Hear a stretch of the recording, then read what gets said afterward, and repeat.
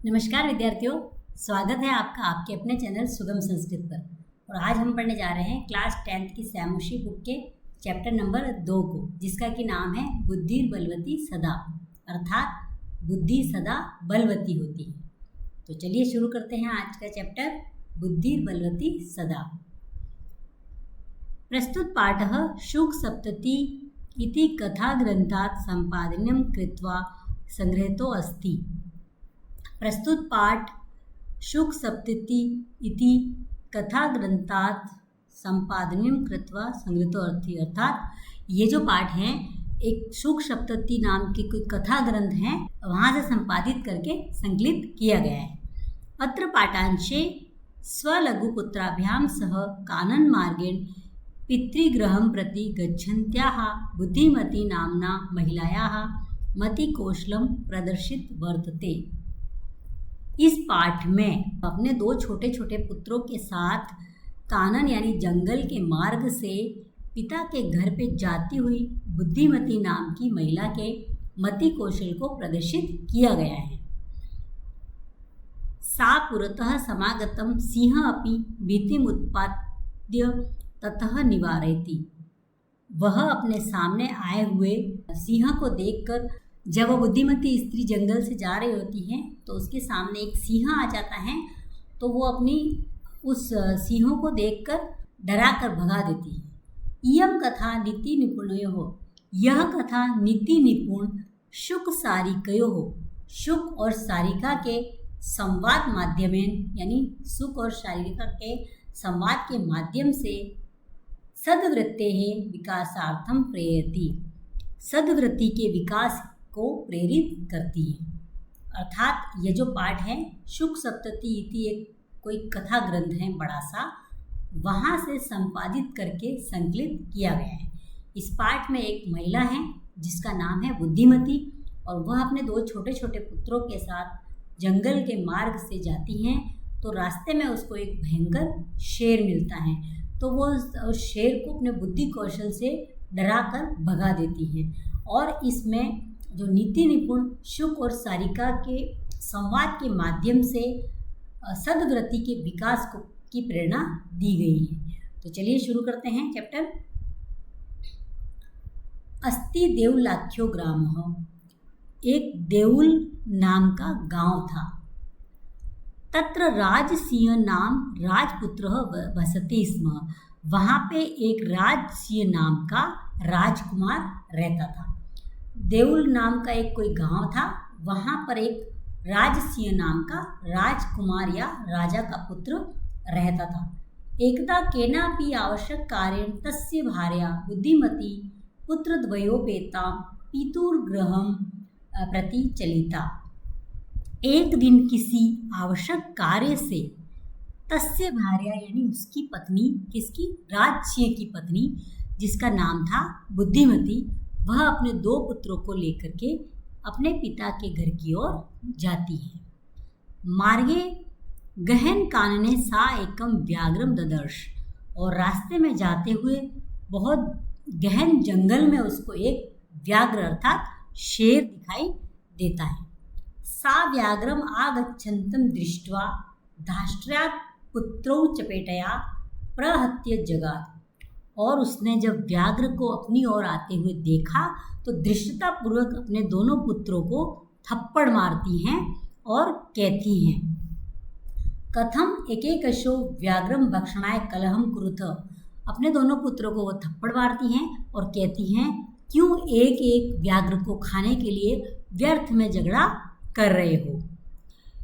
अयम एकस्त्वा द्विभज्य भुंज्यताम पश्चाद अन्यो द्वितीयो कश्चित लभ्यते। कह रही हैं, यह तो एक ही हैं, तो तुम दोनों मिलकर के इसको बांट करके खा लो, बाद में कहीं और दूसरा देखा जाएगा। तो ये कहानी क्या कह रही है कि एक देउल नाम का गांव था, वहाँ पे एक राजसिंह नाम का कोई राजपुत्र रह रहा है, राजकुमार रह रहा है। तो उसकी पत्नी है, उसका नाम है बुद्धिमती। तो एक दिन किसी आवश्यक कार्य से उसको अपने पिता के घर जाना है, तो वो अपने दोनों छोटे छोटे पुत्रों को लेती हैं और जंगल के रास्ते से होते हुए अपने पिता के घर पे जाती हैं। तो अचानक रास्ते में उसको एक भयंकर शेर दिखाई देता है। तो वो जैसे ही उसने दूर से उस शेर को आते हुए देखा तो वो अचानक से अपने दोनों पुत्रों को एक एक थप्पड़ मारती हैं और कहने लगती हैं कि क्यों तुम एक एक इस व्याघ्र को एक एक खाने के लिए झगड़ा कर रहे हो, ये तो एक ही हैं, तो तुम दोनों मिल बांट करके इसको खा लो और रास्ते में कोई अन्य और मिलेगा तब देखा जाएगा।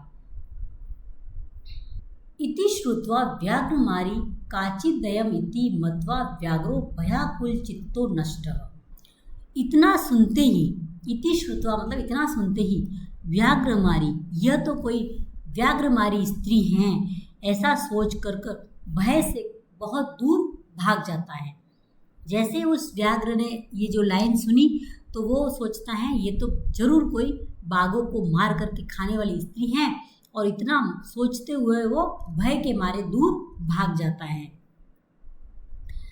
निज बुद्धिया विमुक्ता सा भयात व्याघ्रस्य भामिनी।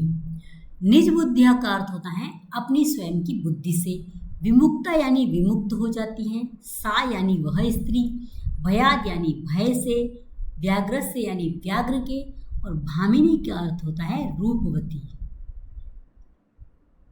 भामिनी का अर्थ होता है रूपवती। तो वह जो रूपवती स्त्री थी उसने अपनी बुद्धि से एक भयंकर व्याघ्र के भय को भी दूर भगा दिया। अन्योपि बुद्धिमान लोके मुंचिते महतो भयात। अन्योपि अर्थात अन्य व्यक्ति भी जो बुद्धिमान हैं तो इस तरह से किसी भी तरह के भय से अपने आप को मुक्त कर सकते हैं। तो कहने का मतलब ये है कि जो वो रूपवती स्त्री थी लेकिन उसके अंदर बहुत बुद्धि तेज थी, तो अपने उस बुद्धि के बल पर उसने उस भय को भी भगा दिया, इतने भयंकर भय को भगा दिया। तो इस संसार में कोई भी अगर बुद्धिमान है तो वो बड़े से बड़े भय को भी भगा सकता है और उससे मुक्त हो सकता है। भयाकुलं व्याघ्रम दृष्ट्वा कश्चित् दूतः शृगालः हसन्नाह।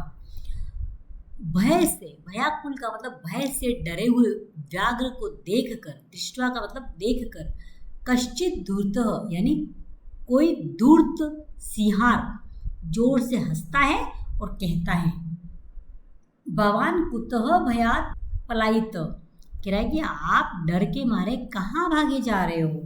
तो जैसे ही वो रास्ते में जब व्याघ्र भाग रहा होता है तो अचानक उसको एक शृगाल मिलता है, तो वो उसके ऊपर हंसी उड़ाता है और कहता है कि आप इस तरह से डर के मारे कहाँ भागे जा रहे हो। तो व्याघ्र बोलता है गच्छ गच्छ जम्बुक त्वमपि कश्चित् गूढ़ प्रदेशम। कह रहा है, व्याघ्र वापिस कहता है कि जाओ सिंहार, तुम भी किसी गुप्त प्रदेश में चले जाओ। वो कह रहा है कि जाओ जाओ जम्बुक, यानी तुम भी चले जाओ किसी गुप्त प्रदेश में जा कर के छिप जाओ। ये तो व्याघ्र मारी थी, या ये तो कोई व्याघ्र मारी स्त्री हैं, या शास्त्रे श्रूयते, जैसा कि हमने शास्त्र में ही सुना है, तया अहम हंतुम आरब्धः, तो इस तरह से यह मुझे अभी मारने ही वाली थी। परम ग्रहित कर जीवितो, लेकिन मैं अपने प्राण हथेली पर रखकर, ग्रहित कर जीवितों का मतलब होता है प्राण हथेली पर रखकर, नष्टः शीघ्रम तदग्रतः, वहाँ से शीघ्र भागा आया हूँ। अर्थात जैसे ही वो जो व्याघ्र था वो डर के मारे भाग रहा था, सोच रहा था कि ये तो कोई व्याघ्रमारी स्त्री है, तो उसको रास्ते में एक सिंहार मिल जाता है। तो सिंहार ने उसको डर से भागते हुए देखा है तो वो जोर जोर से हंसने लग जाता है और कहता है कि भगवान आप डर के मारे कहाँ भागे जा रहे हो, या आपको ऐसा क्या हुआ है कि आप भागे जा रहे हो। तो व्याघ्र उसको कहता है कि गच्छ गच्छ, जाओ जाओ, तुम भी जाओ यहाँ से किसी गूढ़ प्रदेश में जा कर के छिप जाओ, क्योंकि वहाँ पे कोई स्त्री है वो व्याघ्र मारी है, जैसा कि हमने शास्त्रों में सुना है। लेकिन अभी मेरे को तो वो बिल्कुल मारने ही वाली थी, लेकिन मैं अपने प्राण हथेली पर रख के वहाँ से भाग आया हूँ। शृगालः व्याघ्रत्वया महत् कौतुकम आवेदितम यन मानुषिदपि विभेषी।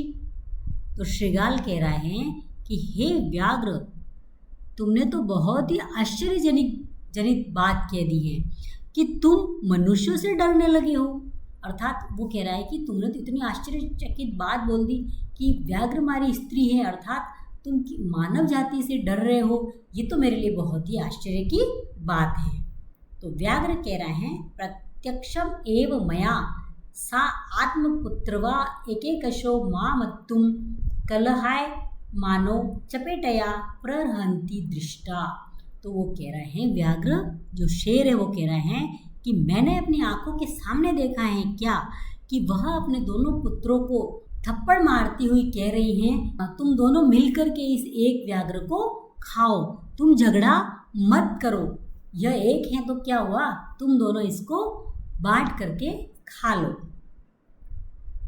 अर्थात वो ये बात उसको बता रहा है, किसको बता रहा है, सिंहार को, कि तुम मानव जाति से मैं डर नहीं रही हूँ, मैंने सामने प्रत्यक्ष देखा है। क्या देखा है कि उसने अपने दोनों पुत्रों को थप्पड़ मारते हुए कहा है कि तुम इस एक व्याघ्र को बांट करके खा लो।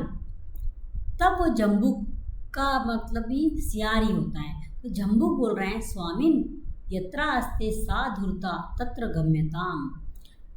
तो जम्बुक सियार कह रहे हैं, हे स्वामी, जहाँ पे वो सा धूर्ता, जहाँ पे वो धूर्त स्त्री हैं, तुम वहाँ जाओ। व्याघ्र तब पुनः तत्र गतस्य सा सम्मुख अपक्षीयते यदि तर्हि त्वया अहम हंतव्य इति। कह रहे हैं कि हे व्याघ्र, तुम वहाँ पुनः जाओ और जैसे ही तुम उसके सामने जाते हो तो अगर उसने तुम्हें देख लिया, तुम्हारी तरफ देख भी लिया तो तुम मुझे मार देना। यानी वो सिंहार कह रहा है कि तुम एक बार फिर से मेरे सामने उस स्त्री के पास जाओ, अगर इस बार वो तुम्हारे सामने भी देख ले तो तुम मुझे मार के खा जाना। तो जब इसने ये बात बोली तो व्याघ्र बोल रहे हैं, श्रृगाल यदि त्वं माम मुक्त्वा यासी तदा वेलाप्य वेला स्यात्। तो व्याघ्र कह रहा है कि हे श्रृगाल, यदि त्वं माम मुक्त्वा, कि तुम मुझे छोड़ करके भाग जाओगे तो तुम्हारी जो शर्त है वो अशर्त हो जाएगी। कौन सी शर्त है कि जो सिंहार है वो बोल रहे हैं कि तुम मेरे सामने उस व्याघ्रमारी के पास जाओ, अगर उसने तुम्हें सामने भी देख लिया तो भी तुम मुझे मार के खा जाना। मतलब उसको विश्वास नहीं हो रहा है कि वो ये चाह रहा है कि ये व्याघ्र तो ऐसे ही बोल रहे हैं। तो वो व्याघ्र कह रहे हैं कि ठीक है, मैं ऐसा कर सकता हूँ, लेकिन तुम वहाँ पास जाने के बाद मुझे छोड़ करके भाग गए तो तुम्हारी जो ये शर्त है कि तुम मुझे मार देना, वो वाली शर्त व्यर्थ हो जाएगी। अर्थात वो व्याघ्रमारी तो मुझे खा जाएगी और मैं तुम्हें मार भी नहीं पाऊँगा। तो यह सुनकर के वो जम्बुक कहता है, यदि एवं तरही माम निज गले बद्ध्वा चल सत्वरम। कह रहा है कि अच्छा, अगर ऐसा है तो तुम मुझे अपने गले में बांध करके शीघ्र वहाँ पे चलो। स व्याघ्र तथा कृत्वा। तो उस व्याघ्र ने वैसा ही किया, अर्थात सिंहार को अपने गले में बांध दिया, क्योंकि उसको विश्वास नहीं हो रहा था कि ये सच बोल रहा है। तो फिर उसने जब ऐसा बोला कि तुम मुझे छोड़ के भाग जाओगे तो फिर तुम्हारी शर्त तो अशर्त हो जाएगी। तो ये बात सुन करके वो व्याघ्र बोल रहा है, वो सिंहार बोल रहे हैं कि तुम ऐसा करो कि मुझे अपने गले में बांध करके शीघ्र चलो।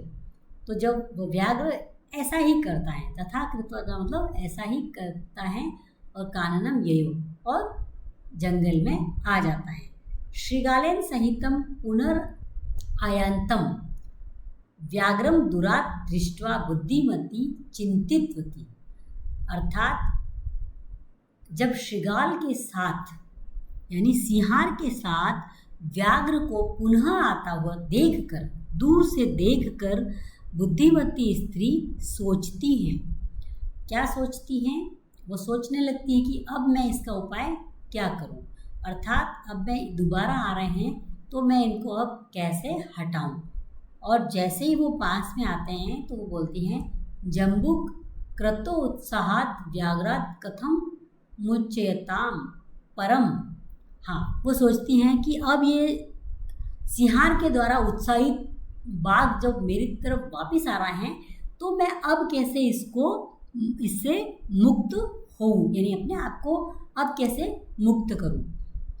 परम प्रत्युत्पन्नम मिति सा जम्बुक आक्षिपत्यम अंगुलया तर्जन्युत्वाच। अर्थात जैसे वो सोचती हैं और तुरंत उसके माइंड में एक आइडिया आता है और वो जम्बुक से कहती हैं कि हे जम्बुक, उसकी तरफ आक्षेप लगाती हैं, आरोप लगाती हैं, अपनी अंगुली बताते हुए कहती हैं कि रे धूर्त त्वया दत्तम मह्यम व्याघ्रत्रयम पुरा। कह रही है कि हे धूर्त श्रृगाल, तुमने पहले तो मुझे 3 व्याघ्र ला करके दिए थे, विश्वास्याम एकानीय कथम यासी बधाए धुना। कह रही है कि तुमने मेरा विश्वास करा करके अब एक को लेकर के कहाँ जा रहे हो। अर्थात उसने बोला कि जम्बुक, तुमने तो मुझे पहले 3 बाघ ला करके दिए और मुझे विश्वास में दिलाया, और आज तुम इस एक को लेकर के कहाँ जा रहे हो। इत्युक्त्वा धाविता तृणम व्याघ्रमारी भयंकरा। इतना बोल करके व्याघ्रमारी भयंकर रूप से दौड़ती हैं, तेज उनके सामने दौड़ती है। तृणम व्याघ्रमारी यानी व्याघ्रमारी इतना कहने के बाद भयंकर तरीके से उनकी तरफ दौड़ती हैं तेजी से। व्याघ्रो अपि सहसा नष्ट गलबद्ध श्रृगाल। और जैसे ही वो व्याघ्र उस स्त्री को अपनी ओर आती हुई देखता है तो उसके गले में बंधे हुए सिंहार सहित वह भी डर के मारे बहुत दूर भाग जाता है। एवं प्रकारेण बुद्धिमती व्याघ्र झाद भयात पुनरपि मुक्ता अभवत। तो इस प्रकार से वो जो बुद्धिमती स्त्री थी व्याघ्र के भय से अपने आप को फिर से मुक्त कर लेती हैं। अतएव उच्यते, अतः कहा गया है कि बुद्धिर बलवती तन्वी सर्व कार्येषु सर्वदा। यानी ये जो बुद्धि होती हैं वो हमेशा सभी कार्यों में श्रेष्ठ होती हैं। अर्थात कठिन से कठिन कार्य अगर हम बुद्धिमत्ता से करेंगे तो वो सारे के सारे कार्य आसानी से हो जाएंगे। तन्वी का मतलब होता है बहुत ही श्रेष्ठ, कह सकते हैं जिसको, कि जो बुद्धि होती हैं वह हमेशा बड़े से बड़े बलवान को भी हरा सकती हैं, कहने का मतलब ये है। तो आशा है आपको ये चैप्टर पसंद आया होगा। अगर आपको सेशन पसंद आया हो तो लाइक कीजिए, शेयर कीजिए, चैनल को सब्सक्राइब कीजिए। और अगर आपको इसमें कोई डाउट है या फिर अगर आपको इसमें कोई त्रुटि लगी हो तो भी आप कमेंट में हमें बता सकते हैं, तो हम उसका समाधान करेंगे। तो आज के लिए इतना ही, मिलते हैं अगले वीडियो में। धन्यवाद।